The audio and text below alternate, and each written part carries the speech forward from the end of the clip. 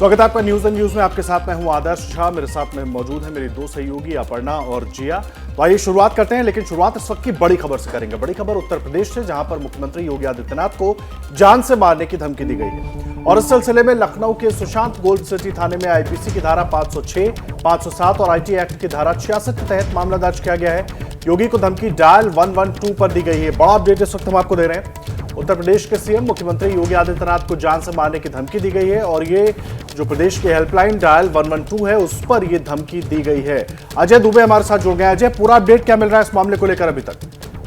देखिए, कल के दिन रात में तकरीबन 8:22 के आसपास एक नंबर से कॉल आता है डायल 112 पर, और जिसमें धमकी दी जाती है। मुख्यमंत्री को लेकर थ्रेटनिंग कॉल होती है, ये तमाम बातें की जाती हैं, जिसके बाद इसको लेकर जांच एजेंसी उनके काम खड़े हो जाते हैं।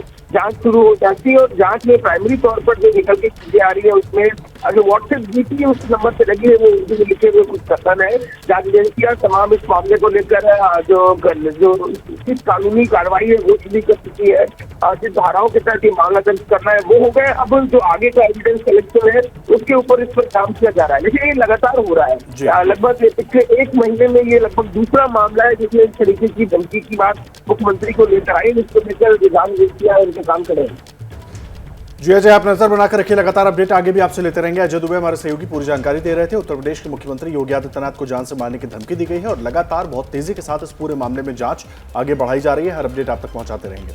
आगे बढ़ते हैं। देखिए, यूपी में निकाय चुनाव के लिए प्रचार के दौरान सहारनपुर में कल सीएम योगी ने अपराधियों के सफाई को सबसे बड़ा मुद्दा बताया। उन्होंने कहा कि यूपी में माफिया और अपराधी अब अतीत की बात हो गए।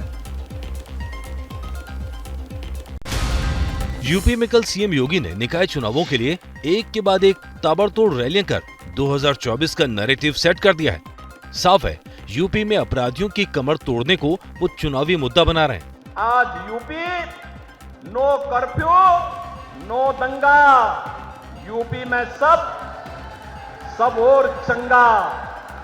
अतीक अहमद की हत्या और उसके बेटे के एनकाउंटर के बाद योगी की कल पहली सार्वजनिक रैली हुई है और हर चुनावी सभा में योगी ने माफिया और उसके पोषक तत्वों को टारगेट किया है। उत्तर प्रदेश में भय मुक्त वातावरण देने में सफलता प्राप्त हुई है। उत्तर प्रदेश की कानून व्यवस्था देश के अंदर एक नजीर बन करके देश के सामने उत्तर प्रदेश की एक नई तस्वीर को प्रस्तुत कर रही है। रैलियों में योगी के बयान से लगता है कि 2024 में यूपी में चुनाव अब माफिया के मुद्दे पर ही लड़ा जाएगा, क्योंकि माफिया का मुद्दा एसपी बीएसपी की दुखती रह गया। तो अतीक अहमद की हत्या के बाद उसके आतंक की जो कहानियां सामने आ रही हैं, उन सब में सबसे खौफनाक और दर्दनाक दास्तान आप इस वक्त देखने जा रहे हैं। किस तरह 7.5 साल की एक मासूम के साथ अतीक के गुर्गों ने दरिंदगी की, किस तरह खुद अतीक ने उस बच्चे के पिता को धमकाकर सुलहनामा लिखवा लिया। इस रिपोर्ट में देखिए। आतंक का कितना खौफनाक चेहरा था अतीक। उसके आतंक की दुनिया को किस तरह बढ़ाते थे उसके गुर्गे। समझने के लिए इस बेसहारा पिता को देखिए, इनके दिल से निकलते गुबार को सुनिए। 7.5 साल का ओपन बिटिया थी, एकदम बलात्कार करके मर्डर कर दिया था और लयाग नजूरा को इनोवा गाड़ी से फेंक दिया था नदी के किनारे। उसके बाद बहुत मारा था फिर, और एक मकान के चक्कर में मेरी बेटी से हुआ था। अतीक के गुर्गों करीबी हैं, ये बहुत करीबी हैं। ये कह रहे हैं कि मायावती की सरकार में मेरी बेटी की हत्या भई रही, उसके बाद सपा की सरकार आ गई। जब सपा सरकार का आ गई तो गुंडे लोग मार के समझौता करा दिए, और हम हाथ जोड़ के बाबा जी के, मुख्यमंत्री जी हाथ जोड़ के कह रहे हैं कि हमको इंसाफ मिलना चाहिए। अतीक और अशरफ की मौत के बाद भी इस पिता को इंसाफ नहीं मिल पाया। इनका आरोप सुनने के बाद तो यही लगता है, खुद को मुसलमानों का रहनुमा कहने वाले अतीक ने अपने गुर्गों के जरिए सबसे ज्यादा मुसलमानों को ही सताया। उनके ही घरों और जमीनों पर सबसे ज्यादा कब्जे किए। उन्हीं के साथ उसके गुर्गों ने सबसे ज्यादा दरिंदगी की। देखिए, अतीक की बीवी शाइस्ता परवीन की तलाश लगातार पुलिस को है और उस पर इनाम का भी ऐलान हो चुका है, लेकिन सियासत भी खूब हो रही है। अब समाजवादी पार्टी के सांसद एसटी हसन ने कहा है कि पुलिस शाइस्ता के अपराधी होने के सबूत पेश करे। माफिया डॉन अतीक अहमद की पत्नी शाइस्ता परवीन को जमीन निगल गई या आसमान खा गया, ये पता नहीं चल पा रहा है। न ही अतीक के गुर्गे गुड्डू मुस्लिम का कुछ पता चल रहा है। पुलिस ने शाइस्ता पर 50,000 का इनाम रखा है। पुलिस का कहना है शाइस्ता गैंग की अहम सदस्य थी और कई संगीन अपराधों में शामिल थी। शाइस्ता परवीन इस प्रकरण में टोटल कॉन्स्पिरेसी में शामिल थी। अतीक की की बहन अतीक के बहनोई जो मेरठ में सरकारी डॉक्टर थे, उन लोगों ने गुड्डू मुस्लिम को अपने यहाँ शेल्टर दिया। अतीक का ऐसा लगता है कि जैसे पूरा परिवार ही इस प्रकार के कार्यों में लिप्त हो गया। अमिताभ यश के इस बयान पर समाजवादी पार्टी के सांसद एसटी हसन ने आपत्ति जताई और शाइस्ता के अपराधी होने के सबूत मांगे। मैं तो ये जानता हूँ अगर शाइस्ता परवीन पे अभी तक कोई भी क्रिमिनल केस नहीं है, क्या वो क्रिमिनल हैं? सबूत पेश करें ना कि कौन कौन से क्राइम उन्होंने करे हैं और कब करे हैं, कितनी एफआईआर उनके खिलाफ है। शाइस्ता का पति अतीक अहमद एक जमाने में समाजवादी पार्टी का सदस्य रह चुका था। न्यूज में आगे बढ़ते हैं। देखिए, 2 दिन के दौरे पर निकले पीएम मोदी ने कल केरल के कोच्चि में भव्य रोड शो किया। पिछली सरकारों पर जमकर बरसे भी वो आज केरल की पहली वंदे भारत एक्सप्रेस ट्रेन को हरी झंडी दिखाएंगे। साथ ही वाटर मेट्रो की भी शुरुआत करेंगे। पीएम मोदी ने कल कोच्चि में रोड शो के दौरान पैदल मार्च किया। पीएम का स्वागत करने के लिए बड़ी संख्या में लोग पहुंचे। लोगों ने फूलों से पीएम मोदी का स्वागत किया। पीएम ने भी सड़क किनारे खड़े लोगों का हाथ हिलाकर अभिवादन किया। इसके बाद पीएम ने युवम कॉन्क्लेव को संबोधित करते हुए केरल की पिछली सरकारों पर जमकर हमला किया। पहले की सरकारों ने जहां हर सेक्टर में घोटाले किए, वहीं भाजपा की सरकार हर सेक्टर में युवाओं के लिए नए अवसर बना रही।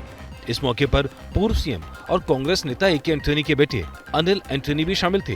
वो हाल ही में बीजेपी में शामिल हुए हैं। 50,000 young people from across Kerala had come here and attended, and they had heard our Prime Minister speak. PM Modi आज केरल की पहले वंदे भारत एक्सप्रेस को रवाना करेंगे। इसके अलावा वो कोच्चि वाटर मेट्रो को भी देश को समर्पित करेंगे। वहीं कर्नाटक चुनाव को लेकर ओपिनियन पोल्स के आंकड़ों ने कांग्रेस का आत्मविश्वास बढ़ा दिया है। कांग्रेस नेता राहुल गांधी अब धड़ल्ले से प्रचार कर रहे हैं। साथ ही बीजेपी से कांग्रेस में आए कांग्रेस के नेता जगदीश शेट्टार के जरिए बीजेपी पर खुलकर प्रहार भी कर रहे हैं। कर्नाटक में चुनावी रण सजा है तो आरोप प्रत्यारोप का बाजार कैसे गर्म नहीं होगा। राज्य के हंगल पहुंचे राहुल गांधी ने कुछ इस अंदाज में किया मौजूदा बीजेपी सरकार पर करप्शन अटैक। जहां भी देखो बीजेपी के लोग 40% लेते हैं। 40 नंबर अच्छा लगता है, इस बार 40 सीटें दे देना इनको। राहुल ने हाल ही में बीजेपी छोड़कर कांग्रेस में शामिल हुए नेता जगदीश शेट्टार को लेकर भी बीजेपी पर खूब तंज किए। सीधी सी बात, मतलब इन्होंने 40% नहीं खाया, ये 40% नहीं खाया, बीजेपी में नहीं हो सकते, टिकट नहीं मिल सकता, मंत्री नहीं बन सकता। राहुल इतने पर ही नहीं रुके, उन्होंने कर्नाटक के सीएम को भी बिकाऊ बता डाला। बीजेपी का एमएलए कहता है कि 2,500 करोड़ रुपए में बीजेपी का सीएम पोस्ट खरीदा जा सकता है। मतलब आपके भविष्य की कीमत बीजेपी के मुताबिक 2,500 करोड़ रुपए। अब देखिए, कर्नाटक चुनाव जैसे जैसे करीब आते जा रहे हैं, बीजेपी और कांग्रेस पूरी ताकत से वोटर्स को लुभाने की कोशिशों में जुटे हुए हैं। हुबली से केंद्रीय गृह मंत्री अमित शाह ने अपनी सरकार के कामों को याद दिलाया और विपक्ष के परिवारवाद पर प्रहार किया। कर्नाटक में पिछले कुछ चुनावों में किसी भी पार्टी को बहुमत नहीं मिल पाया, इसीलिए बीजेपी के बड़े बड़े नेता सुबह शाम कर्नाटक पहुंच रहे हैं, अपनी सरकार के काम गिना रहे हैं। अमित शाह ने भी हुबली में मोर्चा संभालते हुए कुछ यही किया। इस चुनाव में डबल इंजन की सरकार के अब तक 4 साल में जो फायदे कर्नाटक की जनता को, कर्नाटक के गरीबों को और कर्नाटक के इंफ्रास्ट्रक्चर के विकास को हुआ है, इसके साथ हम चुनाव के मैदान में अपने काम गिनाने के साथ साथ केंद्रीय गृह मंत्री ने विपक्ष में मौजूद परिवारवाद पर भी कड़ा प्रहार किया। जेडीएस में देवगौड़ा जी के बाद पार्टी के नेता, पार्टी के अध्यक्ष कुमार स्वामी जी बने। परिवारवाद के आधार पर अध्यक्ष और मुख्यमंत्री कभी तय नहीं होते। बीजेपी कर्नाटक में पूरी ताकत इसलिए भी झोंक रही है क्योंकि ज्यादातर ओपिनियन पोल्स में यहां कांग्रेस को नंबर 1 बनता हुआ दिखाया जा रहा है। देखिए, नीतीश कुमार बिहार छोड़कर पूरे देश की चिंता में लग गए हैं। अपने उप मुख्यमंत्री को लेकर सुबह वो बंगाल गए तो शाम को उत्तर प्रदेश पहुंच गए। नीतीश का मिशन है मोदी हटाओ, लेकिन उनकी जगह किसको लाओ ये अभी तक तय नहीं कर पाए। सुबह में पश्चिम बंगाल की मुख्यमंत्री से मुलाकात, शाम होते होते नीतीश, तेजस्वी, अखिलेश यादव के साथ। 2024 के चुनाव में तो 1 साल से भी ज्यादा वक्त अभी बचा है, लेकिन उस चुनाव में मोदी को हटाने के लिए अभी से सबसे ज्यादा एक्टिव अगर कोई हुआ है तो वह है नीतीश कुमार। हम लोगों ने तय किया है कि ज्यादा से ज्यादा पार्टियों को देश में हम लोग एकजुट करें, बीजेपी से मुक्ति मिले। जिस तरह का लोकतंत्र पर संकट है, लोकतंत्र को बचाने के लिए, संविधान को बचाने के लिए और इस भारतीय जनता पार्टी को हटाने में हम आप लोगों के साथ हैं। इससे पहले नीतीश कुमार ने पश्चिम बंगाल के मुख्यमंत्री से भी इसी विपक्षी एकता को लेकर मुलाकात की थी। हम चाहते हैं बीजेपी जीरो बन जाए, बहुत बड़ा हीरो बन गया, कोई कुछ नहीं करके मीडिया का सपोर्ट में और नैरेटिव बना के। लेकिन पहले एक साथ में एक मैसेज कर देना है कि हम लोग सब एक साथ में है। देखिए, वहीं पूर्व सांसद और बाहुबली आनंद मोहन की रिहाई पर बिहार सरकार ने मोहर लगा दी। आनंद मोहन समेत 27 कैदियों को जेल से रिहा करने का आदेश जारी हुआ। मायावती से लेकर बीजेपी तक ने इस फैसले पर सवाल उठाए। सोमवार शाम को इधर आनंद मोहन की रिहाई का ऑर्डर जेल पहुंचा, उधर सीएम नीतीश कुमार और डिप्टी सीएम तेजस्वी आनंद मोहन के बेटे चेतन आनंद की सगाई में शामिल होने के लिए पटना के विश्वनाथ फार्म पहुंच गए। दोनों ने आनंद मोहन और लवली आनंद की मौजूदगी में वर वधू को आशीर्वाद दिया। आनंद मोहन के बेटे चेतन आनंद आरजेडी कोटे से विधायक है।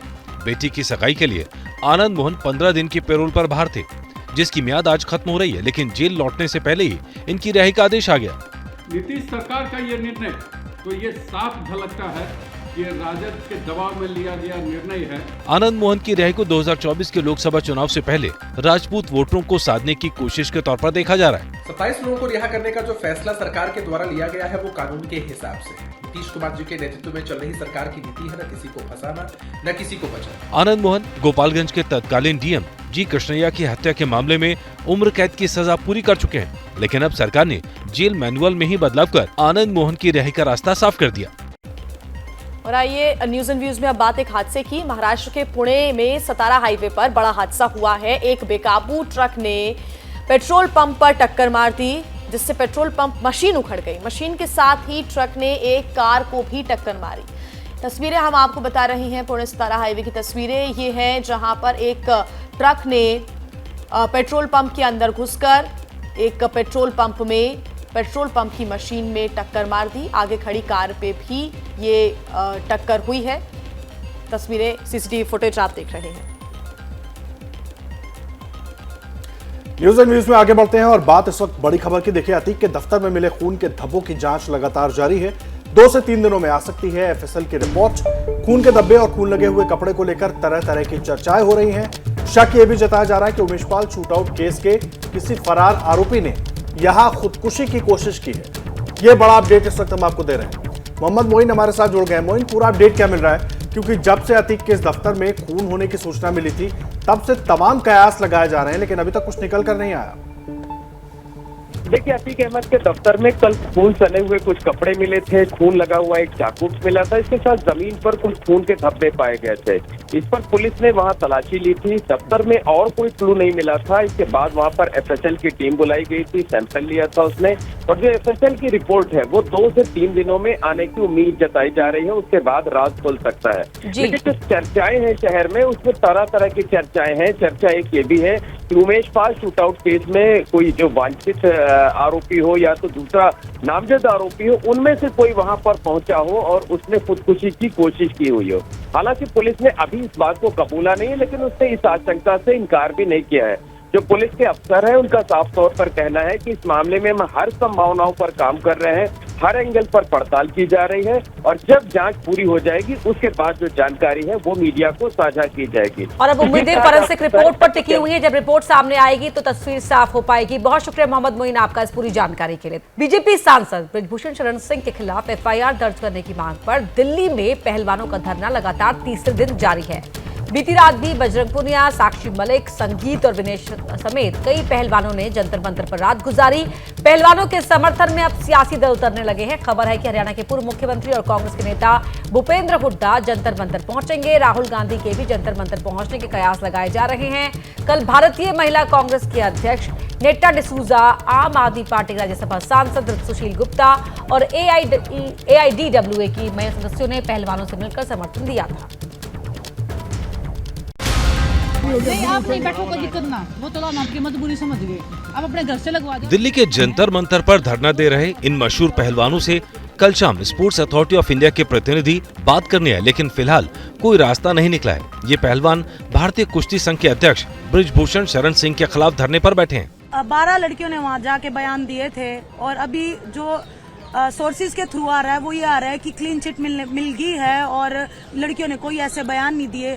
तो वही विनेश वाली बात है, या तो फिर हमारे ऊपर कार्रवाई की जाए। किसी लड़की को बंद कमरे में बुला के उसको पकड़ लेना, जबरदस्ती उसके साथ में कुछ हरकत करने की कोशिश करना, मैं पूछना चाहती हूँ कि वो क्या है, वो सेक्सुअल हरासमेंट है या वो क्या है।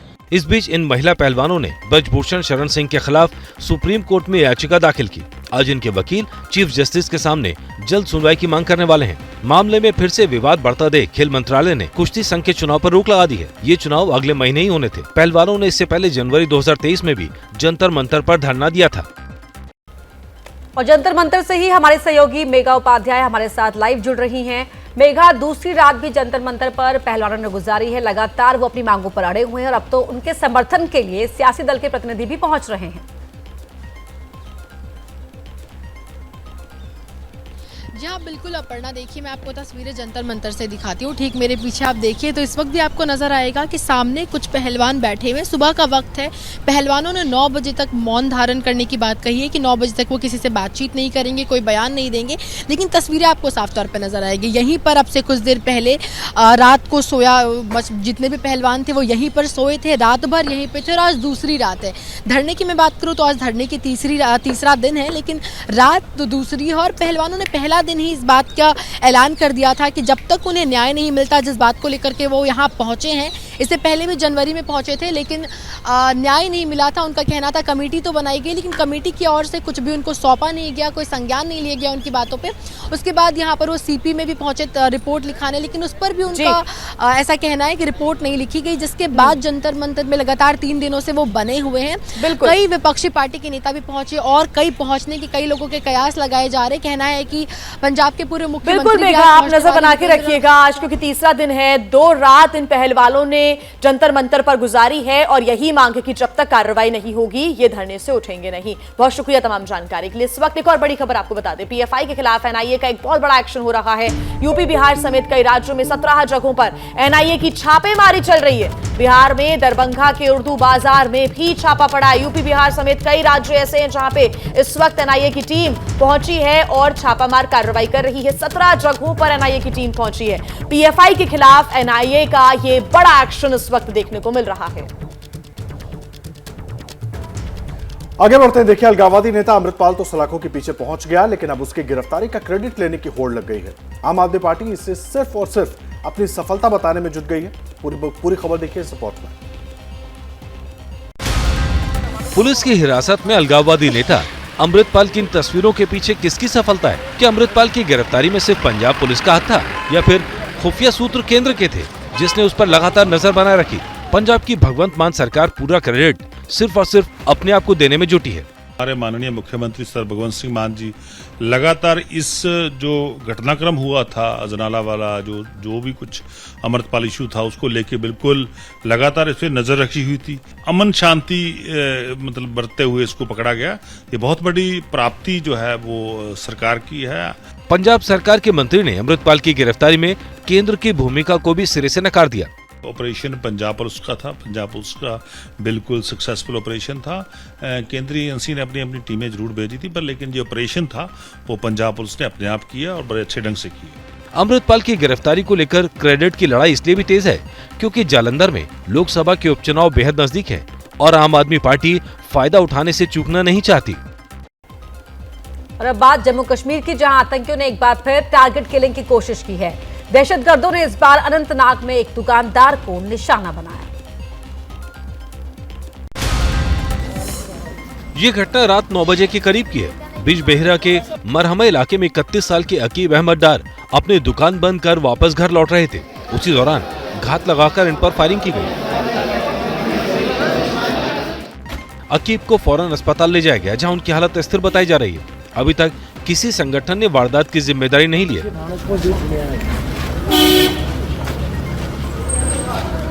हमलावर को पकड़ने के लिए इलाके में तलाशी अभियान चलाया जा रहा है। इससे पहले बीते गुरुवार को आतंकियों ने पुंछ में सेना के ट्रक पर घात लगाकर हमला किया था, जिसमें 5 जवान शहीद हो गए थे।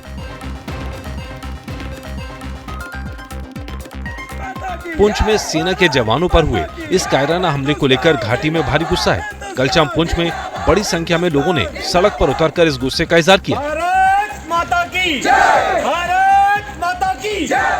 पुंछ हमले के विरोध में किश्तवाड़ में भी स्थानीय लोग सड़क पर उतरे। लोगों ने कैंडल मार्च निकालकर शहीदों को श्रद्धांजलि दी। आगे बढ़ते हैं। देखिए, इस रविवार को पीएम मोदी मन की बात के 100वें एपिसोड को संबोधित करेंगे। मन की बात के इस माइलस्टोन से पहले एक दिलचस्प रिसर्च सामने आई है, आपको दिखाते हैं इस रिपोर्ट में। 30 अप्रैल को जब पीएम मोदी रेडियो पर 100वें एपिसोड में मन की बात करेंगे तो इसके श्रोताओं की संख्या 100 करोड़ से भी ज्यादा हो चुकी होगी। दरअसल प्रसार भारती ने IIM रोहतक के साथ मिलकर मन की बात को लेकर एक स्टडी की है। इसके मुताबिक मन की बात के 23 करोड़ नियमित श्रोता हैं। देश की 96% आबादी इस लोकप्रिय रेडियो कार्यक्रम के बारे में जानती है। 100 करोड़ लोग कम से कम एक बार इसे सुन चुके हैं। IIM रोहतक की स्टडी में उन लोगों को शामिल किया गया जो 15 साल या अधिक की उम्र के हैं। सर्वे के मुताबिक 65% लोग हिंदी में कार्यक्रम सुनते हैं, जबकि 18% अंग्रेजी में इसे सुनते हैं। 17.6% लोग मन की बात को रेडियो पर सुनते हैं। 44.7% लोग टीवी पर और 37.6% लोग मोबाइल पर मन की बात सुनते हैं। रेडियो पर मन की बात कार्यक्रम की शुरुआत 3 अक्टूबर 2014 को हुई थी। ये कितना बड़ा आयोजन है, इसका अंदाजा इस बात से लगाया जा सकता है कि इस कार्यक्रम को 22 भारतीय भाषाओं और 29 बोलियों के अलावा 11 विदेशी भाषाओं में ब्रॉडकास्ट किया जाता है। अब खबर यूपी में चुनाव से पहले ही बीजेपी को मिली पहली जीत की। जी हां, मेरठ के स्थानीय निकाय चुनाव में बीजेपी ने 2 सीटों पर निर्विरोध जीत दर्ज कर ली है, क्योंकि इन दोनों ही सीटों पर समाजवादी पार्टी और बहुजन समाज पार्टी दोनों ही पार्टियों ने अपने उम्मीदवार नहीं उतारे। ये हैं मेरठ के 2 ऐसे पार्षद जो चुनाव से पहले ही जीत चुके हैं। ये हैं बीजेपी के सत्यपाल सिंह मास्टर जो मेरठ के वार्ड 26 से, और ये हैं बीजेपी के ही संदीप रेवड़ी जो मेरठ के वार्ड नंबर 78 से जीत चुके हैं। बस इनकी जीत का औपचारिक ऐलान ही बाकी है। दरअसल हुआ ये कि दोनों ही जगह पर बीजेपी उम्मीदवारों के सामने न तो समाजवादी पार्टी का कोई उम्मीदवार पर्चा भर पाया, न ही बीएसपी का कोई उम्मीदवार, और न ही किसी और पार्टी का। ये सब जो है भारतीय जनता पार्टी की देन है।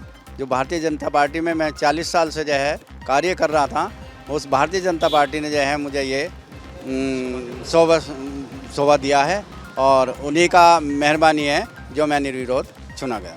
भारतीय जनता पार्टी ने और संगठन ने जो मेरे पे विश्वास जताया भगवान की कृपा से, और मैं पिछले 5 साल जनता के बीच में हमेशा जनता के कायम में रहा। मेरा जनता की 24 घंटे समस्या दूर करने का पूरा प्रयास करा। बताया जा रहा है दोनों ही सीटों पर एसपी और बीएसपी अंदरूनी खींचतान की वजह से उम्मीदवार नहीं उतार पाई, और जिसका फायदा उठा गई बीजेपी। और आइए अब बात कर लेते हैं आज के पावन दिन की। जी हां, आज खुल गए हैं केदारनाथ धाम के कपाट। उत्तराखंड के मुख्यमंत्री ने इस मौके पर मौजूद रहने के लिए कल ही गुप्तकाशी पहुंचकर सारे इंतजामों का जायजा लिया था। हालांकि 4 धाम यात्रा तो शुरू हो चुकी है, लेकिन केदारनाथ में खराब मौसम अभी भी चिंता की बात बनी हुई है।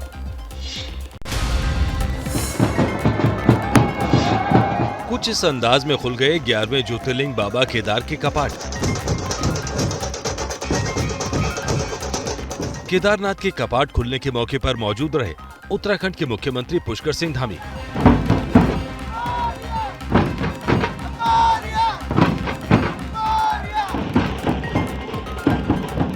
मुख्यमंत्री धामी केदारनाथ के कपाट खुलने के मौके पर मौजूद रहने के लिए एक दिन पहले ही गुप्तकाशी पहुंच गए थे, जहां उन्होंने कार्यकर्ताओं और अधिकारियों से तैयारियों को लेकर जानकारी हासिल की। हालांकि कपाट खुलने के साथ ही केदारनाथ की यात्रा तो शुरू हो गई, लेकिन उससे पहले ही मौसम ने अपना कहर दिखाना शुरू कर दिया है। केदारनाथ के साथ ही आसपास की पहाड़ी इलाकों में बारिश के साथ जमकर बर्फबारी हो रही है। इसे देखते हुए एहतियातन केदारनाथ जाने वाले श्रद्धालुओं को श्रीनगर में ही रोका जा रहा है। और देखिए, आगे बढ़ते हैं। उत्तर प्रदेश में स्थानीय निकाय चुनावों के दिन जैसे जैसे नजदीक आते जा रहे हैं, नेपाल के साथ लगी सीमा पर तस्कर वैसे वैसे ही एक्टिव होते जा रहे हैं। चुनाव के वक्त सीमा से नेपाली देशी शराब की स्मगलिंग पर खास जोर दिखाई देता है, जिसके बाद अब सीमा सुरक्षा बल मुस्तैद हो गया है। दिखाते हैं आपको ये रिपोर्ट। उत्तर प्रदेश का लखीमपुर खीरी इलाका। यह नेपाल की सस्ती देसी शराब को लेकर आजकल खास मुस्तैदी की जा रही है। हालांकि सीमा सुरक्षा बल के जवान जगह जगह कार, बस, बाइक वगैरह की तलाशी लेते रहते हैं, लेकिन 120 किलोमीटर का खुला बॉर्डर और इसके तहत आने वाले जंगली इलाके की वजह से तस्करी पर पूरी तरह लगाम लगा पाना मुश्किल है। यहाँ के स्थानीय लोगों का कहना है सरकार को सीमा पर तस्करी पर पूरी तरह लगाम लगा देनी चाहिए। बॉर्डर पूरा खुला होने के कारण अक्सर तस्करी यहाँ से उधर, उधर से इधर होती रहती, और उसमें एक चीज केवल शराब नहीं है, इसमें जो जिम्मेदारी सरकारों को निभानी चाहिए उसके साथ साथ जनता को जागरूक होकर के इसको रोकना चाहिए। सीमा पर रहने वाले लोगों के आरोप से इलाके के विधायक खुद को अनजान दिखा रहे हैं। मेरी नॉलेज में तो अभी नहीं है, अगर ऐसा है तो उसको बंद किया जाएगा। कोई शराब नहीं, कोई पुड़िया नहीं, कोई तंबाकू नहीं, कोई गलत काम नहीं। उत्तर प्रदेश में रॉ अधिकारी बनकर शादी का झांसा देने और फिर ठगी करने वाले शख्स को गिरफ्तार कर लिया गया है। मैनपुरी के साइबर सेल और पुलिस ने मिलकर इस शातिर ठग का चेहरा मीडिया के सामने बेनकाब किया। मासूम युवतियों और उनके परिजनों को ठगने वाले इस शख्स को पहचान लीजिए। पुलिस के सामने इस शख्स के फर्जीवाड़े का भंडाफोड़ कुछ इस तरह हुआ कि जिसने भी सुना वो दंग रह गया। दरअसल ये ठग मैट्रिमोनियल ऐप पर अपने आप को रॉ का अफसर बताता था। ये लड़कियों को शादी का झांसा देकर उनसे ठगी का काम किया करता था। पुलिस ने इसके पास से रॉ ऑफिसर का फर्जी आईडी कार्ड बरामद किया। खूब सारी नकदी और मोबाइल फोन भी बरामद किए गए। इस शख्स ने बताया दरअसल ये आईटीबीपी पुलिस में सिपाही के पद पर तैनात था, जहां से इसे 2017 में ही बर्खास्त कर दिया गया था। एक मल्टीनेशनल कंपनी में काम करने वाली लड़की है जो छपट्टी मोहल्ले कोतवाली की रहने वाली है। उसने एक शिकायत दर्ज कराई थी कि उसने जीवनसाथी.com पे एक प्रोफाइल बना के डाला था शादी के संबंध में, जिसमें एक राजवीर नामक लड़के का फ़ोन आया था कि वो उसके घर वाले उसे पसंद करते हैं और उससे शादी करना चाहते हैं। तो इस पर बातचीत शुरू हुई, फिर उसने इसके साथ धोखाधड़ी करना शुरू किया। ये आईटीबीपी का बर्खास्त सिपाही भी है। देखिए, कोरोना के फ्रंट से राहत देने वाली एक खबर सामने आई। अपने देश में कोरोना का ग्राफ अब नीचे गिर रहा है। कोरोना के दो बड़े हॉटस्पॉट दिल्ली और मुंबई, और दोनों जगहों से आई है राहत भरी खबर। दिल्ली में बीते दिन 14 दिन में कोरोना के सबसे कम नए मामले दर्ज किए गए हैं, लेकिन संक्रमण दर अभी भी 29% से ज्यादा है, जो चिंता की वजह है। स्वास्थ्य मंत्रालय के मुताबिक दिल्ली में पिछले 24 घंटे में कोरोना के 689 नए मामले सामने आए हैं, जबकि 3 मरीजों की जान गई है। इससे पहले दिल्ली में 10 अप्रैल को 484 केस सामने आए थे। अब अगर मुंबई की बात करें तो यहाँ भी कोरोना संक्रमण के नए मामलों में तेजी से कमी आ रही है। सोमवार को मुंबई में कोरोना के 59 नए मरीज मिले, जबकि किसी भी मरीज की जान नहीं गई। 10 अप्रैल के बाद यहाँ पहली बार नए मरीजों की संख्या 100 से नीचे आई है। अगर पूरे महाराष्ट्र की बात करें तो ये गिरावट करीब 50% के करीब है, जो बहुत बड़ी राहत की खबर है।